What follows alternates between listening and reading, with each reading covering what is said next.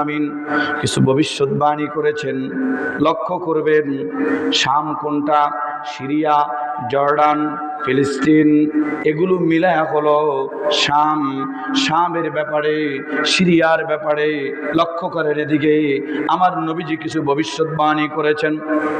হযরতে আবু দারদা রাদিয়াল্লাহু তাআলা আনহু বলেন, নবীজি বাইনামা আনা নাইমুন ইযা রাআইতু আমুদাল কাবা, নবীজি বলেন আমি ঘুমন্ত অবস্থায় ছিলাম, হঠাৎ করে দেখি কিতাবের স্তূপ, কিতাব আর কিতাবের স্তূপ নিয়ে যাওয়া হয়। কি করা হয়? কিতাবের স্তূপ নিয়ে যাওয়া হয়। নবীজি বলেন আমার মাথার নিচ থেকে এগুলো বহন করে নিয়ে যাওয়া হইতেছে।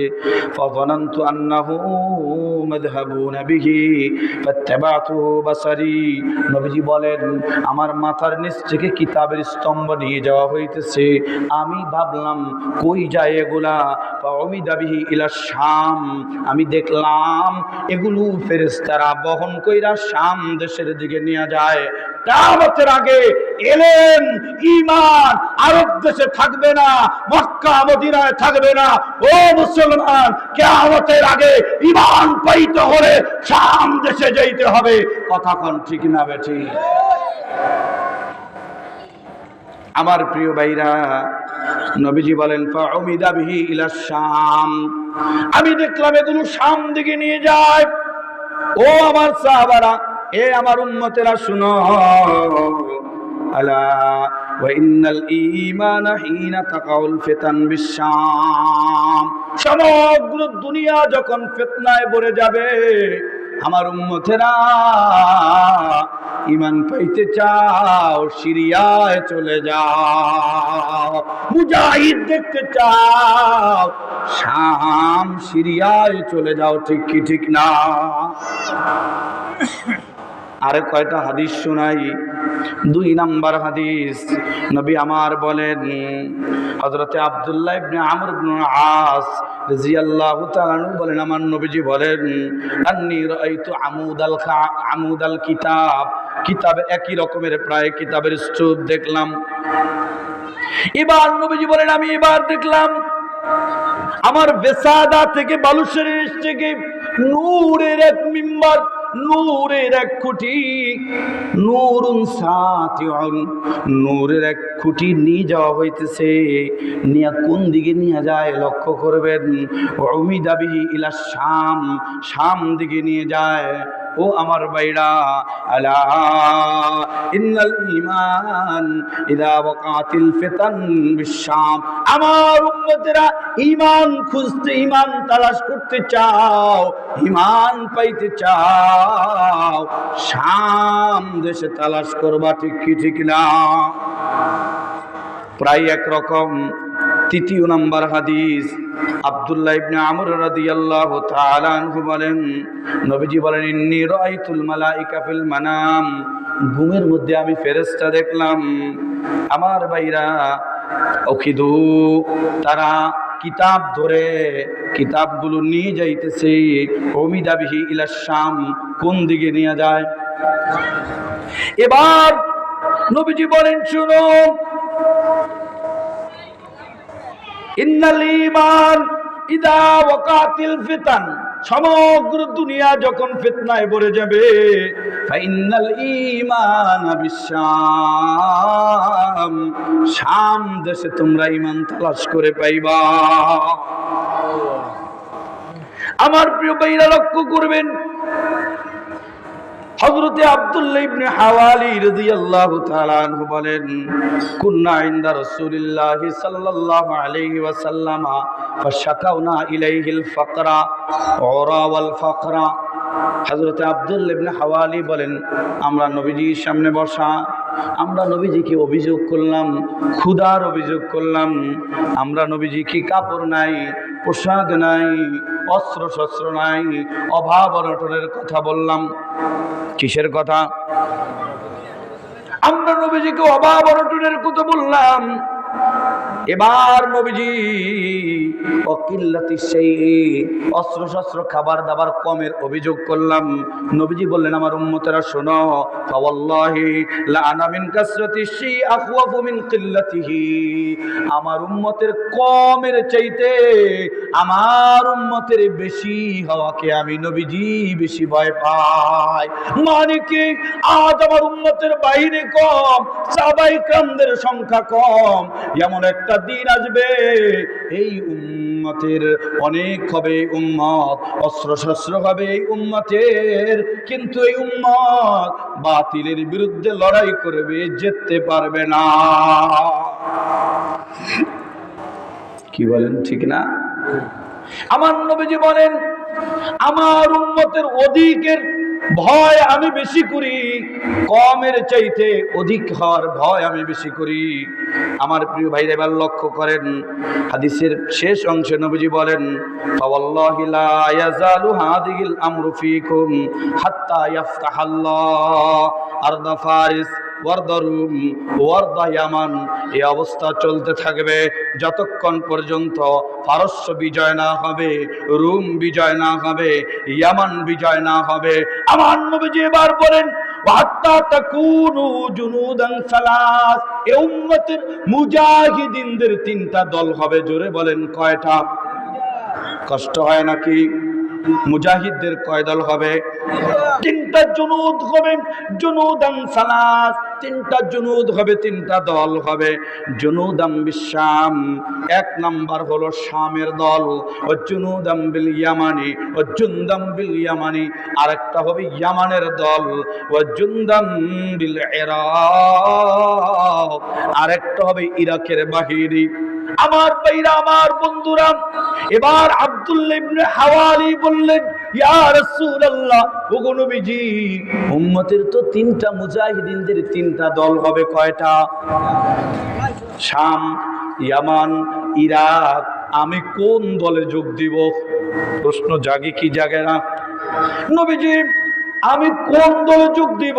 নবী আমার বলেন, আব্দুল্লাহ ইবনে হাওয়ারি, তুমি যোগ দিবা খিরলি ইয়া রাসূলুল্লাহ, আমাকে বলেন আমি কোন বাহিনীতে যোগ দিব? নবীজি বলেন, ইন্নী আখতারতু লাকা শাম, তুমি শাম দেশের বাহিনীর সঙ্গে যোগদান করবা। কোন দেশের সাথে? আমার প্রিয় ভাইরা, কেন? শাম তো এমন বিলাদ, শাম তো এমন দেশ, ওয়াইলাইহি ইউহশারু সাফওয়াতু ইবাদি, আমার আল্লাহ তাআলা শাম দেশে বাইসা বাইসা ঈমানদারদেরকে জমা করবেন। শাম তো এমন দেশ, যেদিন আমার আল্লাহ তাআলা হাসরের মাঠে সকলকে জমা করবেন। কথা বলেন, ঠিক কি ঠিক না? পরের হাদিস শোনাই। সিরিয়ার ব্যাপারে নবীজি আর কি ভবিষ্যৎবাণী দিয়েছেন? হযরতে মুআবিয়া ইবনে কুররা রাদিয়াল্লাহু তাআলা আনহু বলেন, আরে শাম হলো পৃথিবীর হৃৎপিণ্ডের মতো। বলেন, কিসের মতো? হৃৎপিণ্ড যদি নষ্ট হয়ে যায়, পুরা মানুষটা নষ্ট হয়ে যায়। শাম যদি কখনো নষ্ট হয়ে যায়, পুরা পৃথিবী আর ভালো খুঁজে পাওয়া যাবে? কথা কন। আমার প্রিয় ভাইরা, নবীজি বলেন, ইলা ফাসাদা আহলুশ শাম ফালা খায়রা ফীকুম, আমার উম্মতেরা, ইদা ফাসাদা আহলুশ শাম, শামবাসীরা যদি নষ্ট হয়ে যায়, শামবাসীরা যদি খারাপ হয়ে যায়, ফালা খায়রা ফীকুম, পৃথিবীর কোথাও আর তোমরা কল্যাণ খুঁজে পাইবা না। তবে শোনো, লা তাজালু তাইফাতুম মিন উম্মতি মানসুরিন হাত্তা তাকুমাস সাআ, কিয়ামত পর্যন্ত আমার আল্লাহ তাআলার দ্বীন জিন্দা করার জন্য একদল মুজাহিদিনরা জিহাদ করে যাবে সশস্ত্র অবস্থায়। তাদেরকে বিজয় দিবেন কে?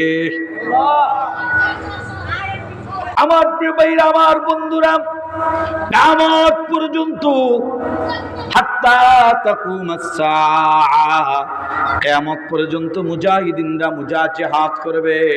তাদের মদদ, তাদের নুসরাত, তাদের সাহায্য। ও আমার ভাইরা, কত দেশ মিলে, রাশিয়া মিলে, হ্যাঁ, সিরিয়াকে দামায়া দিতে চাইছে। সিরিয়ার বিজয় দিয়েছেন কে? এবার পরবর্তী ভবিষ্যৎবাণী লক্ষ্য করেন, নবীজি বলেন, ইদা ওয়াকাতিল মালাহিম, মালাহিম মানে এই শাম যখন বিজয় হবে, সকল কাফেরেরা ঐক্যবদ্ধ হয়ে মুসলমানদের বিরুদ্ধে যুদ্ধ আরম্ভ করবে। বড় ধরনের যুদ্ধ হবে। বড় ধরনের যুদ্ধকে মালাহিম বলা হয়। আবু হুরায়রা রাদিয়াল্লাহু তাআলা আনহু বর্ণনাকারী, হযরত আবু হুরায়রা বলেন, আমার নবীজি বলেন, উম্মতেরা, ইদা ওয়াকাতিল মালাহিম, বড় ধরনের যুদ্ধ যখন বেজে যাবে, বাআসাল্লাহু বাআসাম মিনাল মাওয়ালি, আমার আল্লাহ তখন আরবদেরকে ব্যবহার করবেন না।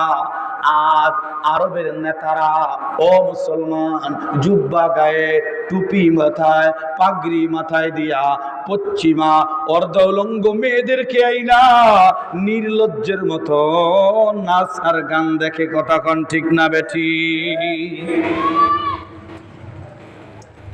ইদা ওয়াকাতিল মালাহিম, বড় ধরনের যুদ্ধ যখন বেজে যাবে, বাসাল্লাহু বাসান মিনাল মাওয়ালি, অনারবদের থেকে মুজাহিদ তৈরি করে দিবেন কে? এবার কি হবে? হুম আকরামুল আরব, তারা আরবদের চেয়ে শক্তিশালী হবে। ফারাসান ওয়া জুআন ওয়া সিলাহা ওয়া আজওয়াদা ওয়া আজওয়াদুহু, অস্ত্রের দিক দিয়ে, শক্তির দিক দিয়ে। আমার প্রিয় ভাইয়েরা, ওই অনারব মানুষগুলো যাদেরকে আমার আল্লাহ তাআলা শাম বিজয়ের জন্য, পৃথিবী বিজয়ের জন্য যাদেরকে ব্যবহার করবেন, তারা আরবের হবে না, তারা হবে শাম দেশের। সুবহানাল্লাহ। এবার 9 নম্বর হাদিস, হযরতে নওয়াস ইবনে সামআন রাদিয়াল্লাহু তাআলা আনহু বলেন, ইয়াখরুজু, নবীজি সাল্লাল্লাহু আলাইহি সাল্লাম বলেন, দাজ্জাল বের হবে। কে বের হবে? ইয়াখরুজু দাজ্জাল, দাজ্জাল বের হবে। এবার নবীজি বলেন, আনা ফিকুম, দাজ্জাল বের হবে। শোনো আমার উম্মতেরা, ওয়া আনা ফিকুম, ওই অবস্থায় যদি আমি তোমাদের মধ্যে থাকি, তাহলে হাজিজুহু দুনাকুম, দাজ্জালের মোকাবেলা করার জন্য কেউ লাগবে না, আমি নবী একাই দাজ্জালের মোকাবেলায় যথেষ্ট। এবার হাদিসের দ্বিতীয় অংশ, নবীজি সাল্লাল্লাহু আলাইহি ওয়াসাল্লাম বলেন, শোনো, ওয়া ইয়াখরুজু ফীকুম ওয়ালাস্তু ফীকুম, দাজ্জাল যদি তোমাদের মধ্যে চলে আসে, ওয়ালাস্তু ফীকুম, শোনো, আমি যদি উপস্থিত না থাকি, আগে বলছে আমি যদি উপস্থিত থাকি, তাহলে আমি একাই কি যথেষ্ট। এবার নবীজি কয়, ওয়ালাস্তু ফীকুম, আমি যদি তোমাদের মধ্যে না থাকি, ফামরু হাজিজু নাফসিহি ওয়াল্লাহু খলিফাতি আলা কুল্লি মুসলিম, আমার ভাইরা, দাজ্জালের মোকাবেলার জন্য এক কথায় যদি বলি, আর কাউরে লাগবে না, আমার আল্লাহ তাআলা হযরত ঈসা আলাইহিস সালামকে পাঠিয়ে দিবেন। একা হযরত ঈসা আলাইহিস সালামই যথেষ্ট হয়ে যাবে, ঠিক কি না? হযরত ঈসা আলাইহিস সালাম আসবেন, এক বর্ণনায় 40 দিন থাকবেন। 40 দিন বলেন, 40 বছর ধরেন, যান 40 দিনই ধরলাম। ঈসা আলাইহিস সালাম আসবেন। আমার ভাইরা, আমার বন্ধুরা, ঈসা আলাইহিস সালাম আসবেন, দাজ্জাল আসবে। ভুল বলছি আমি, দাজ্জাল আসবে। দাজ্জালের চোখ হবে একটা, আরেকটা হবে অন্ধ। আমার নবীজি বলেন, দাজ্জালের দেখেন আকৃতিটা কেমন হবে। এই দাজ্জালের কপালের মধ্যে কি লেখা থাকবে? আমার প্রিয় ভাইরা, নবীজি বলেন, আদ-দাজ্জালু আ'ওয়ারু, দাজ্জাল হবে কানার ঘরের কানা। আওয়ারু আইনুল ইউসরা, বাম চোখ হবে কানা, জুফাউস শারি, ওই দাজ্জালের চোখগুলো হবে কোকড়া, চুলগুলো হবে কোকড়া চুল, চোখ হবে কানা, বাম চোখ কানা আর চুল হবে কোকড়া। ও আমার প্রিয় ভাইরা, ইন্নামা আদ-দাজ্জাল ইযা খরাজা, দাজ্জাল যখন বের হবে, ও আমার ভাইরা, দাজ্জালের ডান হাতে হবে জান্নাত, মাসালুহু বিমাসালিল জান্নাহ, জান্নাতের মতো একটা আকৃতি, আর বাম হাতে হবে নার, জাহান্নামের আকৃতির মতো একটা আকৃতি। আমার দিকে লক্ষ্য করেন, দাজ্জাল হবে কানা, চুলগুলো হবে কোকড়া, ডান হাতে হবে জান্নাত, বাম হাতে হবে জাহান্নাম। ও আমার ভাইরা, আমার নবীজি বলেন দাজ্জাল মানুষকে চার ধরনের জিনিস দিয়া ধোঁকা দিবে। বলেন কয় ধরন? হাদিস পাকের মধ্যে আসছে, নবীজি আমার বলেন, আমার উম্মতের যে উম্মত সূরা কাহফের প্রথম 10 আয়াত মুখস্থ করবে, প্রথম 10 আয়াতের তিলাওয়াতের বরকতে দাজ্জালের ফিতনা থেকে হেফাজত করবেন কে? সূরা কাহফের সঙ্গে দাজ্জালের ফিতনা থেকে বাঁচার সঙ্গে 4টা মিল আছে বাবা। দাজ্জাল মানুষকে 4 ভাবে ধোঁকা দিবেন। 1 নাম্বার ঈমান ধ্বংস করবে, 2 নাম্বার হলো দাজ্জাল টাকা পয়সা অর্থ সম্পদ দিয়ে মানুষকে ধোঁকা দিয়ে ঈমান ধ্বংস করবে, 3 নাম্বার হলো পৃথিবীর যত মানুষকে যত ইলম দেওয়া হয়েছে দাজ্জালকে ওই পরিমাণ ইলম দেওয়া হবে, ইলম দিয়া দাজ্জাল ধোঁকা দিবে। 4 নাম্বার দাজ্জাল ধোঁকা দিবে ক্ষমতা দিয়া। আমার প্রিয় ভাইরা, সূরা কাহফের মধ্যে আমি লম্বা করে বলতে পারবো না, সূরা কাহফের মধ্যে 4টা ঘটনা আছে। বলেন কয়টা? বলেন না কয়টা?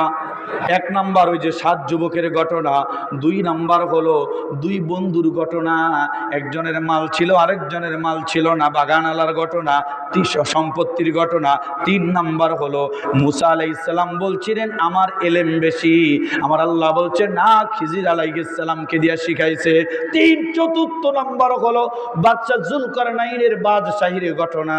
ও আমার ভাইরা, দাজ্জাল মানুষকে 4 ধরনের জিনিস দিয়া ধোঁকা দিবে। ওই 4টা সূরা কাহফের মধ্যে দৃষ্টান্ত রয়েছে। এজন্য আল্লাহর কোন বান্দা যদি সূরা কাহফের প্রথম 10 আয়াত মুখস্থ করে, দাজ্জালের ফিতনা থেকে তাকে হেফাজত করবেন কে? কষ্ট হয় নাকি? আমার প্রিয় ভাইরা, তাহলে ডান হাতে জান্নাত, বাম হাতে জাহান্নাম। নবী আমার বলেন উম্মত শুনো, ওর ডান হাতে দেখবা জান্নাত, ঢুকার পরে দেখবা জান্নাতটা জান্নাত না, ওটাই হলো জাহান্নাম। বাম হাতে হলো নার, আসলে ওটা নার না, ওটা হলো জান্নাত। উম্মতেরা শুনো, দাজ্জাল যদি জান্নাত দেখায় জান্নাতে ঢুকবা না, বরং জাহান্নামে ঢুকবা। অবস্থাটা হবে তার বিপরীত। সুবহানাল্লাহ। কি বলেন ঠিক নিয়ক মেরে বায়ো? এবার দাজ্জালের কি হবে লক্ষ্য করেন। খরাজা মিম্মা ইনবার, মা এবং নার নিয়ে বের হবে। ডান হাতে থাকবে ঠান্ডা পানি, বাম হাতে থাকবে দাজ্জালের গরম পানি। আপনারা কোনটা চান? ডান হাতে ঠান্ডা, বাম হাতে গরম পানি। দাজ্জাল বলবে পান করতে চাও, বেঈমান হয়ে যাও।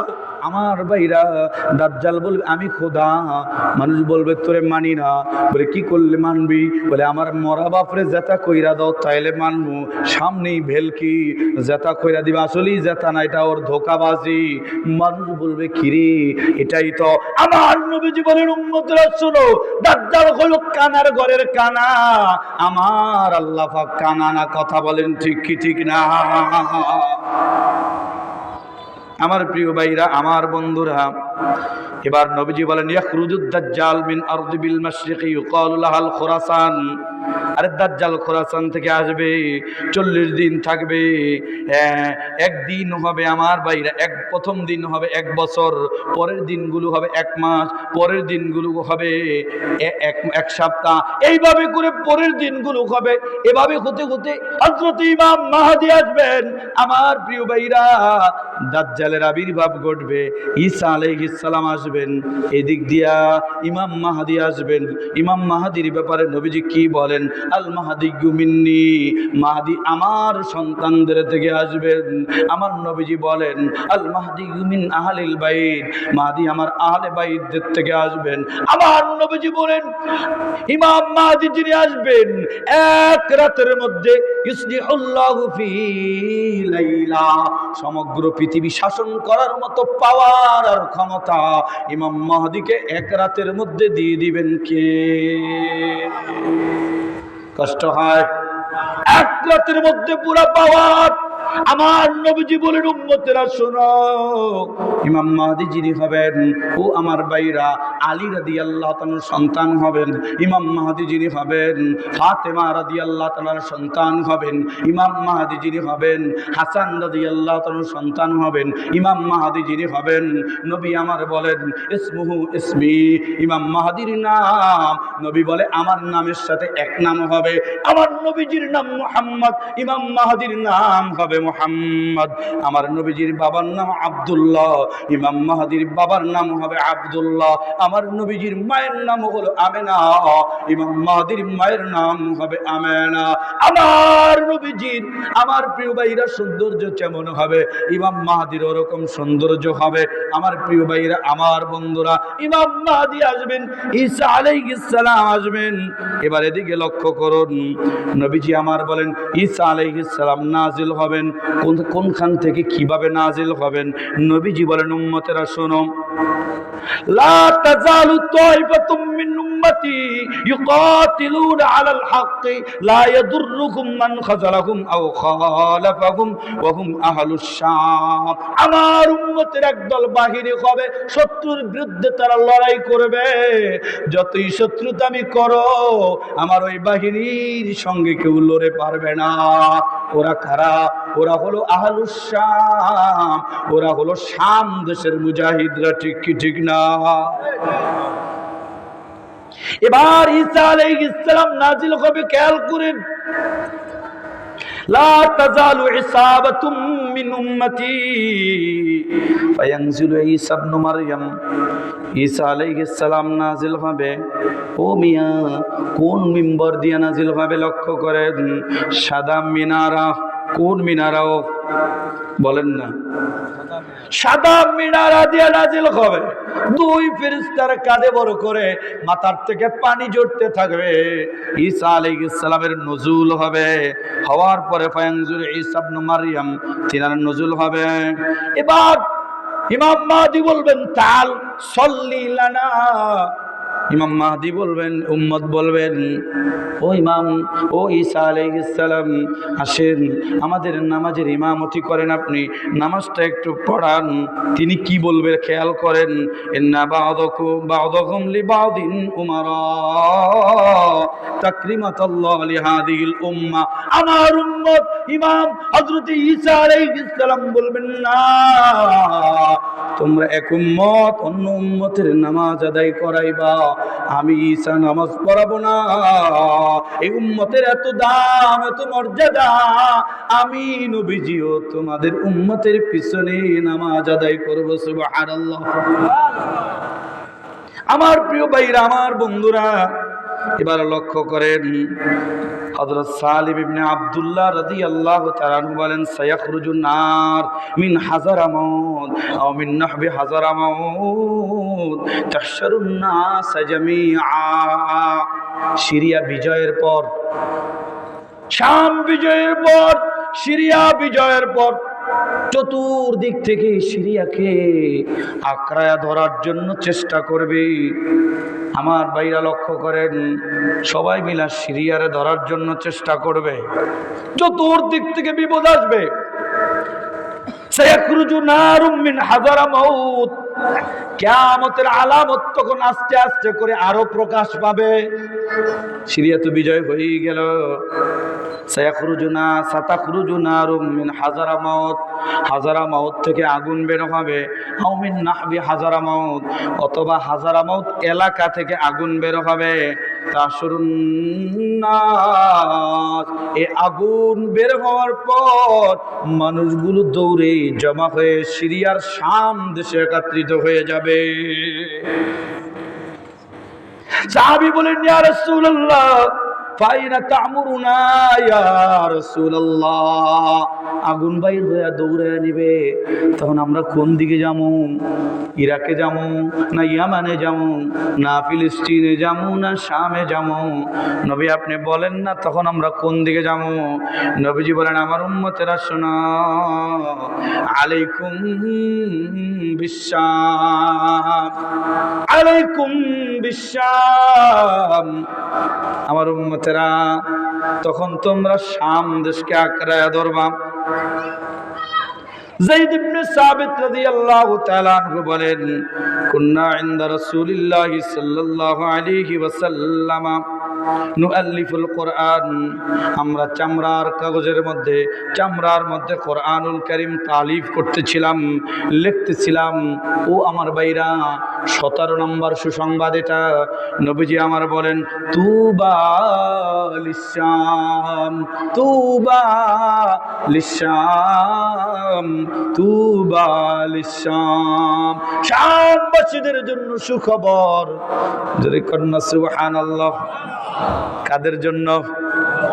তুবা লিশাম, শামদের জন্য সুখবর। নবীজি কয়বার বললেন? 3 বার বললেন। বলেন কয়বার? শামবাসীদের জন্য সুখবর। এবার বললেন, লিআইয়ি যালিকা ইয়া রাসূলুল্লাহ, কেন গো আপনি তাদেরকে এমন সুসংবাদ দিলেন নবীজি? কেন আপনি তাদের ব্যাপারে সুসংবাদের কথা বলেন? ইয়া রাসূলুল্লাহ বলেন না কারণটা কি? নবীজি বললেন, লিআন্নাল মালাইকাতুর রহমান বাসিতাতুন আজনিহাতাহুমা আলাইহা, এই জন্য শামবাসীদের উপরে সুসংবাদ, শামবাসীদের মাথার উপর আমার আল্লাহ তাআলার ফেরেশতারা ডানা পেতে হেফাজত করে রাখছে। সুবহানাল্লাহ। কি পাইতে রাখছে?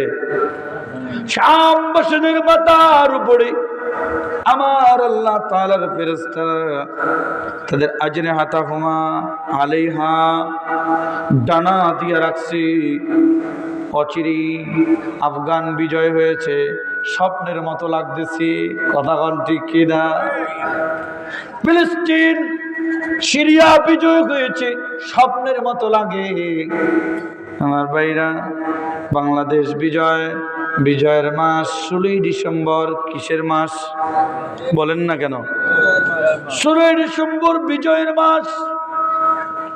1947-এ ভারতবর্ষকে বিজয় করেছে ওলামায়ে কেরামরা। বলেন কারা?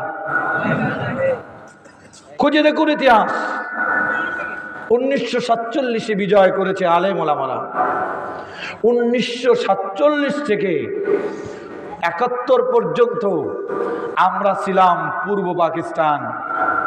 ভাষা ছিল একটা, আমরা ছিলাম পূর্ব পাকিস্তান। আমাদেরকে শোষণ করেছে, আমাদের উপর জুলুম করেছে, নির্যাতন করেছে কারা? পাকিস্তানিরা। এবার 71-এ বিজয় হয়েছে আমাদের এই বাংলাদেশ। কততে?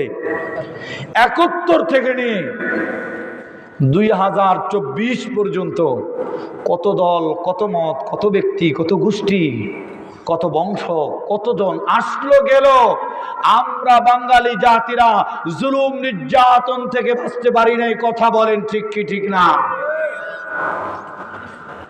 আমরা বাঙালি জাতিরা যদি জুলুম নির্যাতন থেকে বাঁচতে হয়, ও মুসলমান, কোনটা গোল টুপি, কোনটা লম্বা টুপি, কোনটা সাদা টুপি, কোনটা হলুদ টুপি, কোনটা জালি টুপি, কোনটা বাটি টুপি, কোনটা উঁচা টুপি, কোনটা নেচা টুপি, কোনটা 2 কল্লি, কোনটা 5 কল্লি, কোনটা ফাড়া জামা, কোনটা কানি ফাড়া, কোনটা গোল, কোনটার কলার আছে, কোনটার কলার নাই, কোনটার বুতাম আছে, কোনটার বুতাম নাই, কোনটার কানি মোটা, কোনটার কানি ফাড়া, এ সমস্ত ভেদাভেদ গুলো ভুলে গিয়ে আমরা নিজেরা মুসলমানদেরকে ইসলামের ছায়াতলে এনে ঈমানের বেলায় ঐক্যবদ্ধ হয়ে লড়াই করতে হবে, তাহলেই শান্তি আসবে। ঠিক কিনা বলে? এগুলোর যদি ভেদাভেদ ধরে রাখি, 71 থেকে 24 পর্যন্ত তো আয়না ঘরও দেখতে বাধ্য হলাম। কথা কন ঠিক কিনা? কত আলেম ওলামাদের লাশ দেখতে বাধ্য হলাম, কত নিষ্পাপ মানুষের লাশ দেখতে বাধ্য হলাম, আর কত লাশ দেখব? 2024-এ গণঅভ্যুত্থানে আমাদের যুবক সন্তানরা, হাজার হাজার সন্তানরা তাজা রক্ত দিয়ে এদেশকে আবার স্বাধীন করেছে। এদেশ শকুনের হাতে তুলে দেওয়া যাবে না। আমার ভাইরা, 2024-এ এদেশ বিজয় হওয়ার পরে আমার মনে হয় ভারতীয় মিডিয়াগুলা মাতাল হয়ে গেছে, পাগল হয়ে গেছে। পাগলেও এমন কথা বলে না, ভারতীয় মিডিয়াগুলো যতটা মিথ্যাচার করে কথা বলেন ঠিক কি ঠিক না? মারা গেল আলিফ, মারলো ইসকন। ইসকন বাংলার বুকে ইসকনের মতো লুচ্চা সংগঠন, জঙ্গি সংগঠন, অসভ্যদের সংগঠন এটা বাংলার জমিনে থাকতে দেওয়া যাবে না। কথা বলেন ঠিক কিনা? আমাদের মুসলমানদেরকে ওরা জঙ্গি জঙ্গি বলে তকমা লাগাইতো। কথা কন ঠিক নেই? আসল জঙ্গি যদি দেখতে হয় ইসকন দেখো, আসল সন্ত্রাসী যদি দেখতে হয় ইসকন দেখো। আমার ভাইরা, ওই যে কোন লুচ্চাটা জানি ধরা খাইছে না? হ্যাঁ, ওই যে একটা ধরা খাইলো না, এবার যখন দেখলো ওর মাধ্যমে একটা চক্রান্ত করতে চেয়েছিল, আদালত পাড়ায় লাশ পড়বে, মুসলমানরা জেগে উঠবে, হানাহানি হবে, মারামারি হবে, কাটাকাটি হবে, রক্তে রঞ্জিত হবে। মুসলমানরা বলছে যে না, আমরা তোদের মতো এতটা অসভ্য নয়, আমরা তোদের মতো পাগল নয়, আমরা তোদের মতো দেওয়ানা নয়। মুসলমানরা যা করে বুঝে শুধুই করে। আমার প্রিয় ভাইরা, এবার দেখে আর কিছুতে পারে না, কিছুদিন আগে আইসা সন্ধি কইরা গেছে। কথা কন ঠিক না বেঠি? কিছুদিন আগে আইসা সন্ধি কইরা গেছে। আমার প্রিয় ভাইরা, আমার প্রিয় বন্ধুগণ, আমি প্রথমে বলছিলাম, আবার বলি, বাংলাদেশ স্বাধীন হয়েছে। স্বাধীন উপলক্ষে, স্বাধীনতা উপলক্ষে কি করণীয়? 1 নাম্বার, গান বাজানো করণীয়। এই কথা বলেন না কেন? স্বাধীনতা উপলক্ষে কি গান বাজানো করণীয়? স্বাধীনতা উপলক্ষে আমার নবীজি কি করেছেন? মক্কা বিজয় হয়েছে, আমার নবীজি হযরত উম্মাহানির ঘরে ঢুকলেন। আমার প্রিয় ভাইরা, নবীজি সওয়ারি থেকে নামলেন, নামার পরে আমার প্রিয় নবী সাল্লাল্লাহু আলাইহি ওয়াসাল্লাম মক্কা বিজয়ের পরে ঢুকে 2 রাকাত করে 8 রাকাত নামাজ আদায় করেছেন। তাহলে আমরা বুঝতে পারলাম বিজয় উপলক্ষে করণীয় হলো নামাজ আদায় করা, নফল নামাজ আদায় করা। কথা বলেন ঠিক কিনা? 2 নাম্বার, বিজয় উপলক্ষে বিজয়ের নিসবত, বিজয়ের কৃতিত্ব, বিজয়ের কর্তৃত্ব নিজেদের দিকে না চাপানো, বরং এ বিজয় দিয়েছেন কে? আরে কথা বলেন কে? না আমি বিজয় করেছি। শুনতে শুনতে তো কান ঝালাফালা হয়ে গেছে। কথা বুঝেন নাই? আমার বাবার নামে কি হয়েছে? টয়লেটও হইতে বাকি নাই। আমার প্রিয় ভাইরা, বিজয়ের কর্তৃত্ব, বিজয়ের কৃতিত্ব নিজের দিকে নয়, বিজয়ের কৃতিত্ব দিতে হবে আমার আল্লাহ পাকের দিকে। এই বিজয় দিয়েছেন কে? 3 নাম্বার, বিজয় উপলক্ষে করণীয় হলো ইস্তেগফার করা, তাওবা করা, মাপ চাওয়া, ক্ষমা চাওয়া। বিজয় উপলক্ষে করণীয় হলো মাপ চাওয়া, ক্ষমা চাওয়া। আমার আল্লাহ তাআলা বলেন, ফাকুলতু ইস্তাগফিরু রাব্বাকুম ইন্নাহু কানা গাফফারা। 6টা ফায়দা দিবেন তওবা করার দ্বারা। বিজয় উপলক্ষে করণীয় হলো 6টা তওবা করা। তওবার 6টা ফল দিবেন। 1 নাম্বার হলো ফাকুলতু ইস্তাগফিরু রাব্বাকুম ইন্নাহু কানা গাফফারা, জীবনের গুনাহগুলো মাফ করে দিবেন। ইরসিলিস সামা আলাইকুম মিদরারা, ফসল হয় বৃষ্টি হয় না, বৃষ্টির ব্যবস্থা করে দিবেন। ওয়ায়ুমদিদুকুম বিআমওয়াল,